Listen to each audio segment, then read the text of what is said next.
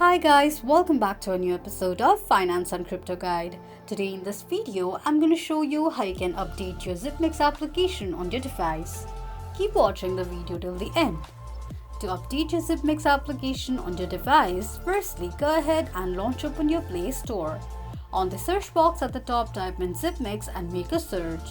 You're going to see the application displayed on the screen.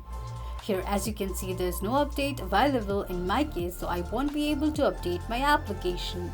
But if the updates are available in your case, simply tap on update option to update your application, and that is how you will be able to update your Zipmex application on your Android device quickly and easily, just in few steps. If you have any thoughts or queries, let us know in the comments section. Don't forget to subscribe to our channel. Also, press the notification bell icon so that YouTube will notify you whenever we post a new video. I hope this video was helpful to you. Thank you so much for watching.